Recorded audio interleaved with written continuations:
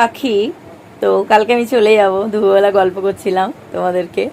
আসলে কালকে পূর্ণিমাটা তাড়াতাড়ি ছেড়ে যাচ্ছে, 1:30টার মধ্যে। ভাইয়ের অফিসও আছে কালকে, অনেক সকালবেলা উঠতে হবে।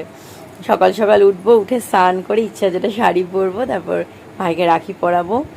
আর ওদিকে মা ব্রেকফাস্ট করবে, এই বেশ মজা হবে। রাখিতে কিছুই করার প্ল্যান ছিল না আসলে। ওর আমার শ্বশুর বাড়িতে যাওয়ার কথা ছিল, কিন্তু আমি যেহেতু ভিডিওর জন্য এসেছি তাই মা বললো তুই একটা কাজ কর, কারণ ও অত সকালবেলা বেরোয় 9টার মধ্যে, কখন যাবে কখন আসবে আবার, তার থেকে তুই এখানেই কাটিয়ে যা। সব মিলিয়ে আমি এখানেই কাটিয়ে যাচ্ছি, তাই কালকে আবার বেরিয়ে যাব। তা এখন বসে আছি, সন্ধ্যাবেলা ভিডিও সব কাজ করে উঠলাম, কারণ মায়ের ভিডিও শ্যুট করে উঠতে উঠতে তো অনেকটা টাইম হয়ে যাচ্ছে। মা তো আজকে স্পেশাল গোলাপ জামুন বানিয়েছে, তা এখন আমাকে একটুখানি খেতে দিল। এই যে বিস্কুট, তার মধ্যে জেলি।